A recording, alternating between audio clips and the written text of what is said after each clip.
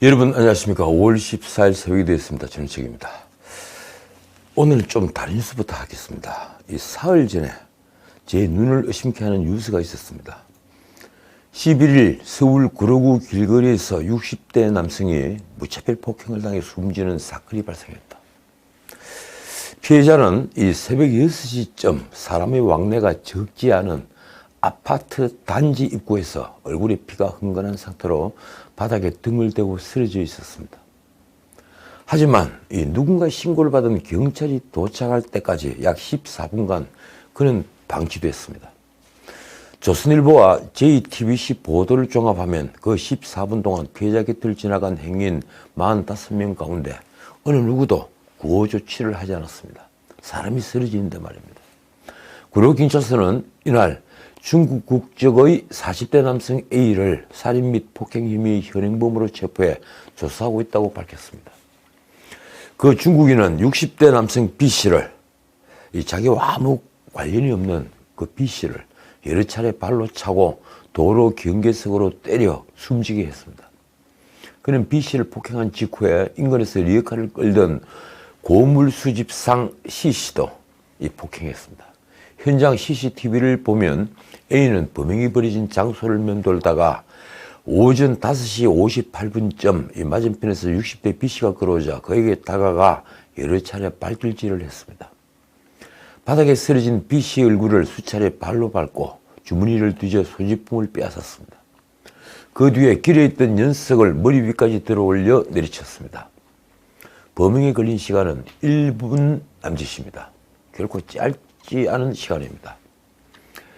가해자는 오전 6시쯤 현장을 떠났습니다. 이 피해자는 그로부터 14분 뒤 경찰과 소방관이 도착했을 때 이미 숨져 있었습니다. 14분 동안 그는 얼굴에 피를 흘리며 쓰러져 있었지만 행인 45명이 그 곁을 지나갔는데도 그에게 말을 걸거나 이렇게 세우는 등 도움을 준 사람은 아무도 없었습니다. 6시 7분쯤 누군가 소방서에 얼굴을 다친 사람이 있다며 신고를 했습니다.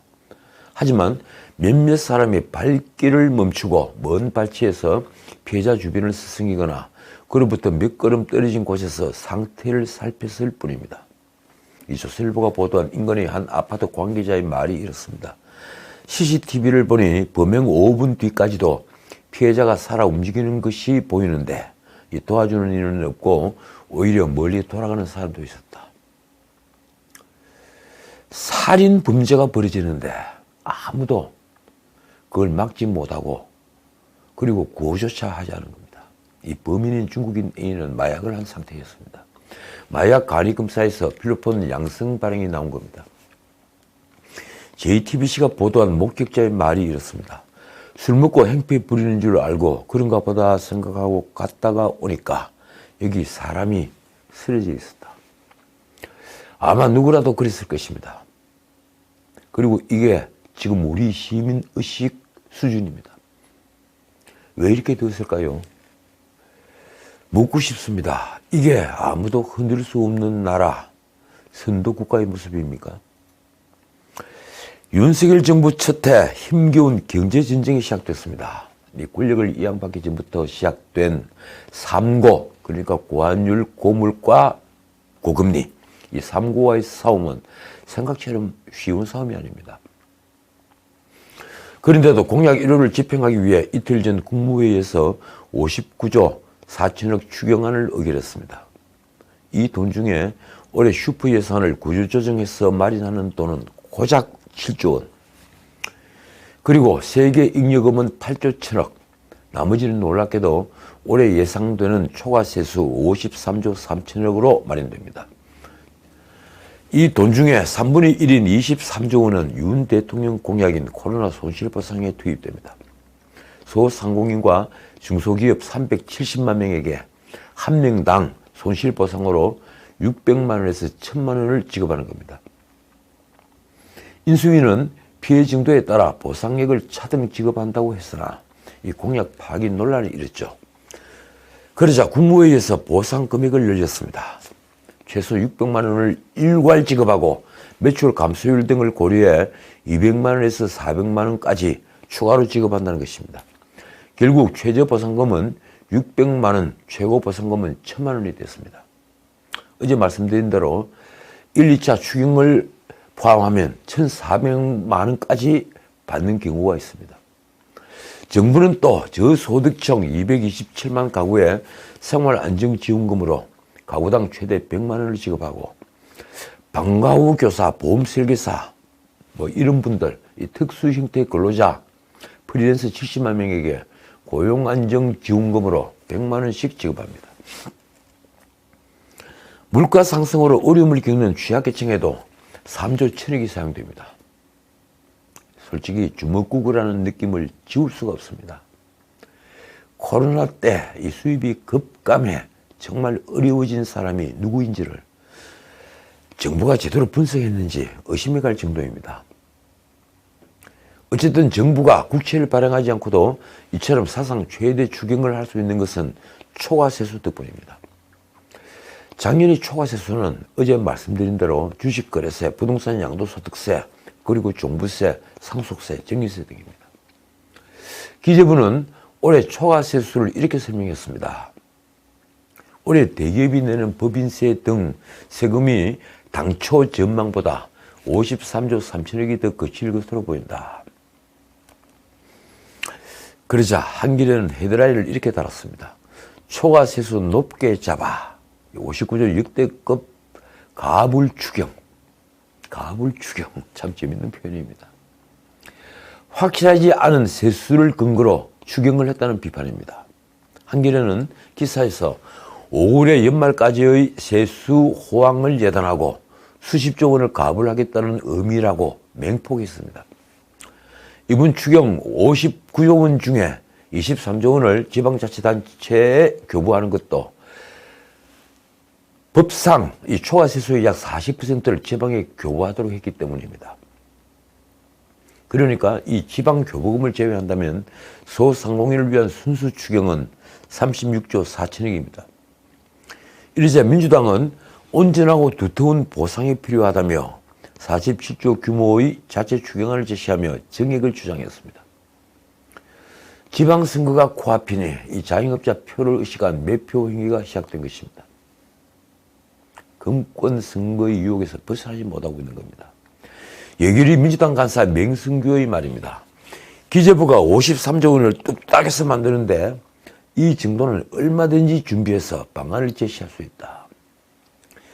문재인 정부가 올해 초 추경을 할 때 정원이었다며 난색을 표시하던 기재부가 불과 3개월 만에 53조 원의 초과세수를 들고 나왔으니 이 민주당으로서는 분통이 터질만도 합니다.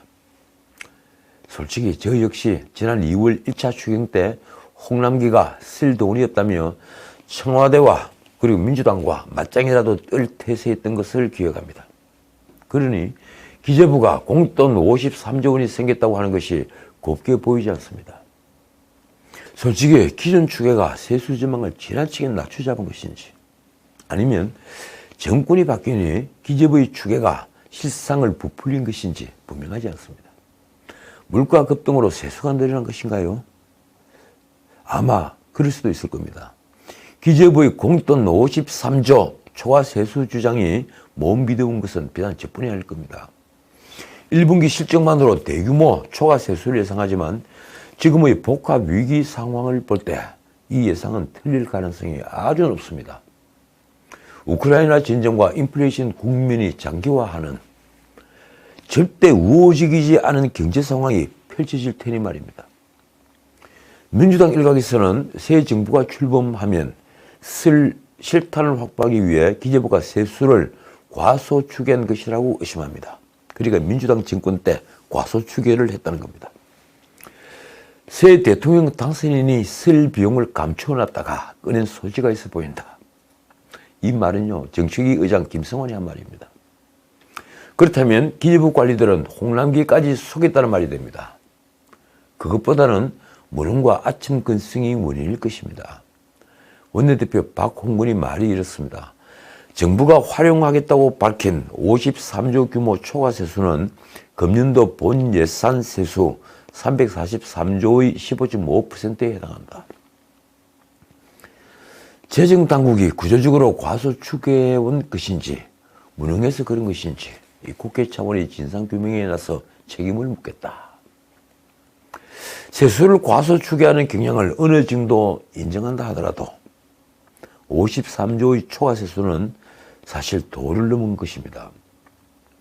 민주당은 이 문재인 정부 마지막 추경 16조 9천억을 편성할 때 세수 부족을 이유로 11조 3천억의 적자 국채를 발행한 것을 지금 문제 삼을 태세입니다. 국민의힘은 이런 민주당의 태도를 두고 추경 처리를 늦추기 위한 꼼수라고 반발합니다. 여야가 바뀌었으니 재정으로 돈을 푸는 것이 여당인 국민의힘에 도움이 될 것이기 때문입니다. 완전히 바뀌었습니다. 그런데 민주당은 지난 총선 때부터 이런 금권 선거를 했으니 국민의힘의 매표 행위라고 공격할 수도 없습니다. 국민의힘 정책위 의장 성일종의 말이 이렇습니다. 문재인 정부가 추계해놓고 진상규명을 한다는 게 어불성설이다. 어떻든 윤 대통령은 16일 국회에서 추경안에 대한 시정연설을 합니다. 그때 무슨 말을 할까요? 과연 민주당 의원들은 윤석열 대통령에게 어떤 예우를 할까요? MB정부 초기 세계적인 금융위기 당시를 기억하십니까? 이 당시 환율은 1293원까지 치솟았는데 이 강만수 경제팀은 오히려 이런 고환율 정책을 이용했습니다. 좀 오래 끌고 갔죠. 물가는 올랐고 서민은 어려웠지만 대기업들이 수출 확대로 이어졌습니다. MB는 실용주의 정책으로 이 금융위기를 슬기롭게 넘긴 대통령으로 평가받습니다. 그런데 지금 고환율은 그때와 다릅니다. 환율은 미국 연준이 8%를 넘는 가파른 물가 상승세를 끊기 위해 기준금리를 한 번에 0.75%포인트 올리는 자이언트 스텝을 밟을 수 있다는 우려가 확산되면서 지금 치솟고 있습니다. 우리 외환이 부족해서 환율이 오르는 게 아니라는 얘기입니다. 자이언트 스텝이 아니라도 미국의 강도 높은 통화 긴축으로 한미 금리 역전이 졸기에 들어갔습니다. 금리가 역전되면 어떻게 될까요? 국내 주식과 채권에 투자한 외국인 투자 자금은 셀물처럼 빠져나갑니다. 우리는 곧장 외환 위기에 봉착할 수도 있습니다. 이러니 국내 금융시장에 비상이 걸렸습니다. 최근 확대된 외국인의 매도로 주식시장도 연일 폭락하다가 어제 코스피는 64.16포인트 2.12%가 반등하면서 근근히 하락세를 멈췄습니다. 이 환율도 1288원 60전에서 4원 40전이 내리면서 1284원 20전에서 장이 마감됐습니다. 이는 금융위기 때인 2009년 7월 1293원 이후의 최고치입니다. 이쯤 되면 MB 당시 청와대에 있었다는 경제 워룸을 다시 만들어야 한다는 주장이 많습니다. 외국인 자금이 대거 이탈하면 우리 경제는 제2의 외환위기 사태를 맞을 수도 있으니 말입니다.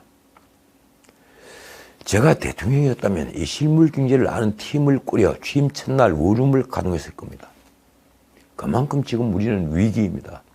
만약 제2의 외환위기가 닥친다면 과거 IMF 사태 때와는 아주 달라 이 삽시간에 우리 경제는 무너질 수 있습니다.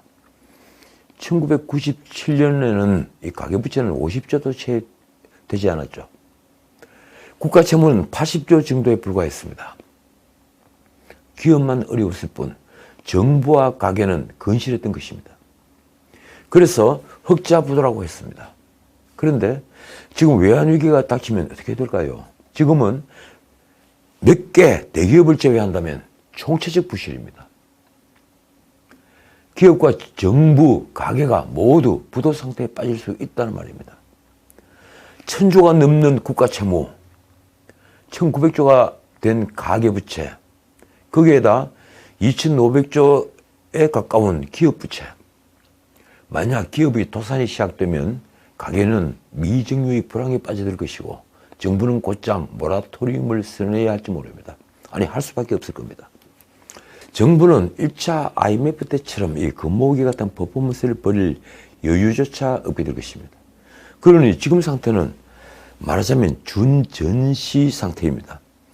더욱 큰 문제는 한미 금리 역전이 현실화되기도 전에 원달러 환율이 고공행진을 이어가면서 환차손을 우려한 외국인의 자금 이탈이 가속화되고 있다는 점입니다. 올 들어 외국인이 국내 증시에서 순매도한 규모는 이틀 전까지 15조 4,058억 원에 달합니다. 외국인의 채권 투자도 석 달 새 이 7분의 1 수준으로 급감했습니다.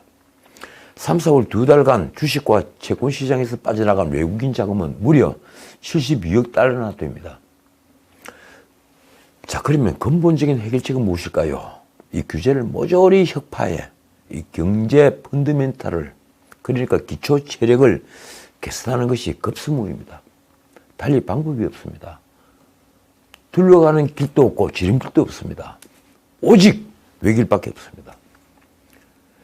이런 진짜 계획을 하려면 원룸을 만들어 경제 상황을 상시 감시하는 체제를 구축해 대통령이 직접 진두지휘해야 합니다.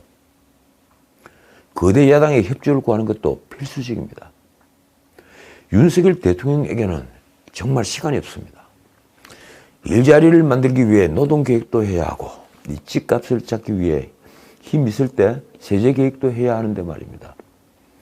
원룸은 없지만 전쟁은 이미 시작됐습니다. 어쨌든 당장 시급한 문제는 물가입니다. 가뜩이나 물가가 고공행진 중인데 이제 코로나 손실보상금으로 돈이 풀리면 소비가 늘면서 물가 상승 요인으로 작용할 건 불보듯 뻔합니다. 한은은 기준금리를 올려 돈을 걷고 이 정부는 손실보상금으로 돈을 푼다. 전문가들은 한 목소리로 하반기 물가에 기름을 붓는 격이라고 우려합니다. 그런데 추경호는 묘한 말을 했습니다. 새 정부 경제팀은 거시경제를 자극하지 않으면서 소상공인 지원을 확대해야 하는 복잡한 난제를 안고 출범하게 됐다. 그러나 이번 추경으로 수십조 돈이 시중에 풀리면 물가 상승을 막을 길은 없습니다. 이미 4월 소비자 물가지수는 전년 4월 대비 4.8% 상승하며 2008년 이후 13년 6개월 만에 최대치를 기록했습니다. 전 세계가 기준금리를 올리며 물가를 잡으려 하는데 우리만 지금 유동성을 늘리는 게 저는 정말 불안하기만 합니다. 윤 대통령은 물가가 가장 걱정이라고 하면서 어쩌자고 이 손실보상금을 푸는 일부터 할까요?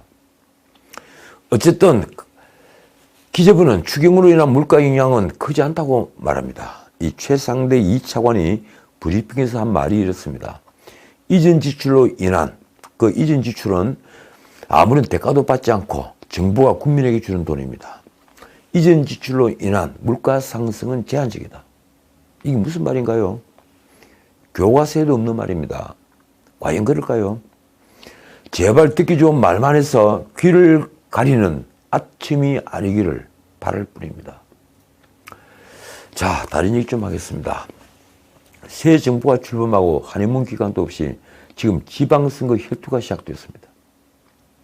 이번 지방선거는 이재명이 대선 패배 2달 만에 인천 계양을에 출마하면서 대선 2차전이 됐습니다.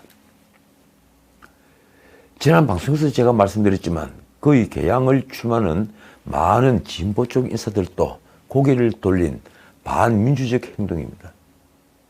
국민의힘은 이재명이 방탄조끼를 입을 요량으로 국회의원이 되려 한다고 공격합니다. 그래서 국민의힘은 국회의원 불체포 특권을 개정하겠다고 했습니다. 이준석은 어제 중앙선대위 회의에서 우선 계양을에서 윤형선 후보가 당선돼서 이 불체포 특권 활용이 불가능하게 하는 것이 1차 저지선이라면서 이렇게 말했습니다. 하지만 만에 하나 1차 저지에 실패하더라도 불체포 특권에 대한 개정을 연구하고 추진해달라. 법률가인 원내대표 권성동도 한마디 했습니다. 국회의원 불체포 특권 개정안에 대해서 그저께부터 연구를 시작했다. 일요일 오전에 저희 페이스북을 통해서 개정 방향을 말씀드리도록 하겠다. 무슨 바보들입니까?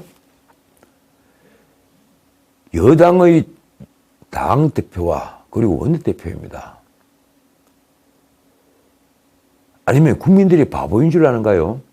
국회의원의 불체포 특권은 헌법 44조에 명시된 헌법상 권리입니다. 개헌 없이 무슨 재주로 국회의원의 불체포 특권을 제한하겠다는 것입니까?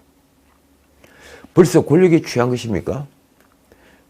그나저나 어제 말씀드린 대로 민주당은 성범죄를 저지른 박완주를 제명하는 강경 조치를 취했습니다.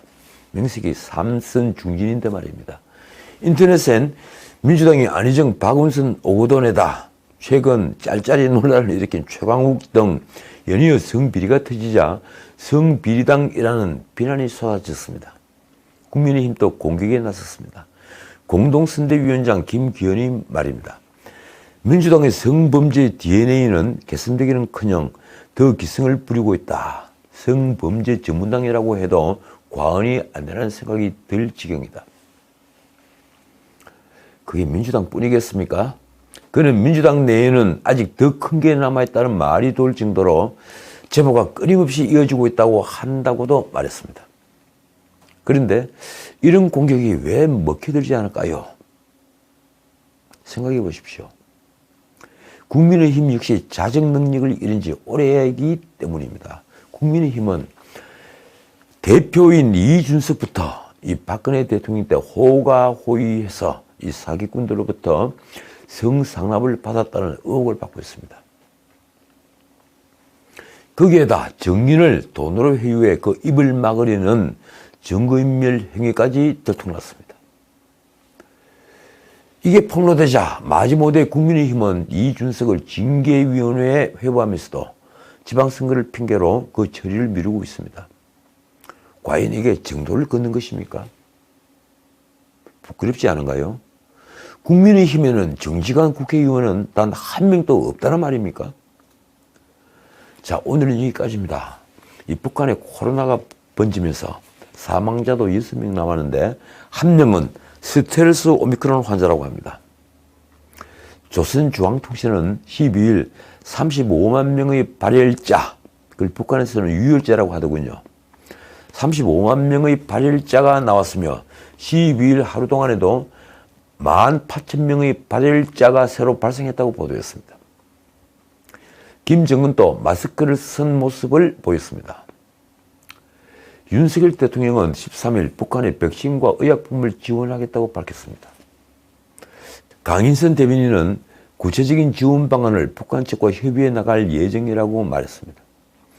과연 김정은은 윤 대통령이 내면 손을 잡을까요? 저는 잡지 않을 것이라고 봅니다. 김정은은 공산주의자 이전에 잔혹한 살인마 정권의 독재자일 뿐입니다.